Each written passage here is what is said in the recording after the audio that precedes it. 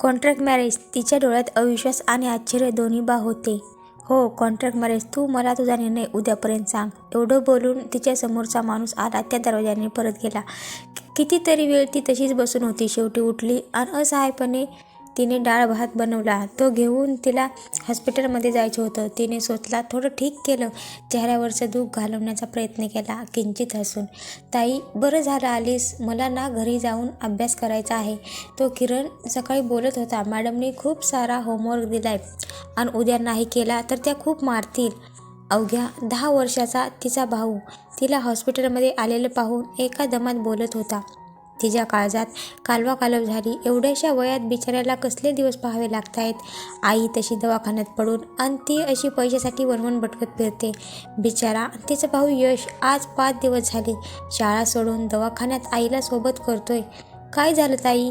तिच्या डोळ्यात अश्रू पाहून यशने निरागसपणे विचारलं. काही नाही रे, बाहेर समीर दादा थांबला आहे. तो तुला शाळेत नेऊन सोडेल. पाहिलं, घरी जा, आंघोळ करून डबा घेऊन जा, अश्रू पुसत अनन्या बोलली. तो लगेच निघून गेला. मग तिने आपला मोर्चा आईकडे वळवला. हॉस्पिटलच्या त्या जुनाट बेडवर सरलाबाई छताकडे टक लावून पडल्या होत्या. सगळ्या जगाचं दुःख त्या माऊलीच्या डोळ्यात साठलेलं होतं. अनन्याने पुन्हा एकदा डोळे व्यवस्थित पुसून घेतले.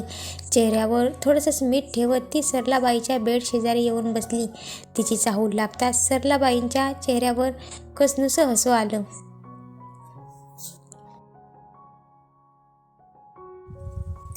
आई, काही पण काय बोलते? काहीच होणार नाही तुला. तू बघच, ठणठणीत होऊनच तू घरी येशील. तू फक्त हिंमत हारू नकोस. अजून तुझे अनु जिवंत आहे, अनन्या बोलली. रक्ताच्या भावाने पण पाठ फिरवली आणि तू? सरलाबाईंना मध्येच अडवत अनन्या बोलली. तू जास्त नको बोलू, डॉक्टर रागावतील. तो विषय तिथेच संपून अनन्या डॉक्टरकडे गेली. डॉक्टरांनी सांगितले की ऑपरेशन लवकरात लवकर करावं लागेल, नाहीतर त्यांचा जीव कधीही जाऊ शकतो. अनन्या टेन्शनमध्येच कॉरिडॉरमध्ये येऊन बसली. तिने आपला फोन घेतला आणि नंबर डायल केला. हॅलो प्रिया, काकांशी तुझं बोलणं झालं का गं? अनन्या बोलली. अनु, अगं पप्पांशी बोलले मी, पण तुला तर माहीतच आहे सध्या बिझनेस ठप्प आहे आणि तू मागितलेली रक्कम खूप जास्त आहे. मला जरा शक्य असतं तर मी तुला नक्कीच मदत केली असती, पण सॉरी गं, आत्ता माझ्या हातात काहीच नाही. प्रिया काकुळतीला येऊन बोलत होती. आपल्या जिवलग मैत्रिणीला मदत करता येत नाही याची सल तिच्या बोलण्यातून जाणवत होती. इट्स ओके गं, रक्कमच इतकी जास्त आहे, तू तरी काय करणार? एनिवेज, मी तुला नंतर कॉल करते, बाय. अनन्याने एक सुस्कारा सोडला. तिची शेवटची आशा पण मावळली होती. तिने मामांचा नंबर शोधला आणि डायल केला.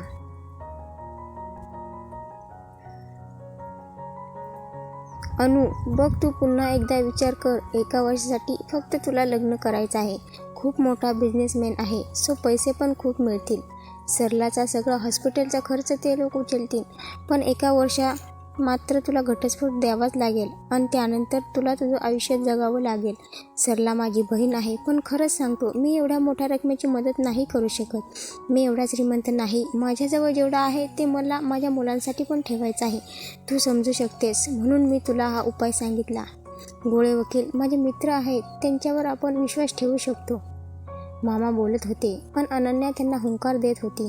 शेवटी त्यांनी वकिलांना फोन केला आणि उद्या भेटायला येतो म्हणून सांगितलं. त्या रात्री अनन्या फक्त त्या कॉन्ट्रॅक्ट मॅरेजचाच विचार करत होती. कोणाशी लग्न करावं लागेल? कसा असेल तो? म्हातारा तर नसेल?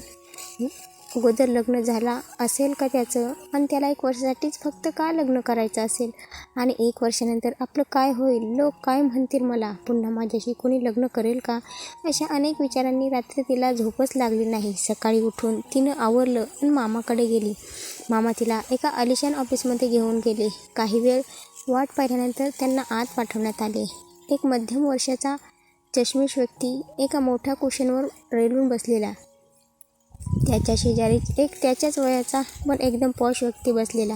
ते दोघे आत आल्यावर त्यांना पण बसायला सांगितलं. मामांनी तिची ओळख करून दिली. तो चष्मीश व्यक्ती म्हणजे गोळे वकील होते.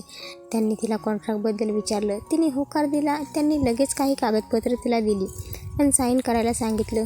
ते मॅरेज सर्टिफिकेट होते. तिला आश्चर्य वाटलं. एवढ्या लवकर सगळं होईल असं तिने अपेक्षित केलं नव्हतं. Any problem? तिच्या चेहऱ्यावरचा गोंधळ पाहून गोळे वकिलांनी विचारलं. काही नाही. अनन्या, खरं तर तिला खूप सारे प्रश्न विचारायचे होते, पण कसे विचारावे तेच तिला कळत नव्हतं. तिने त्यावरची नावं वाचली.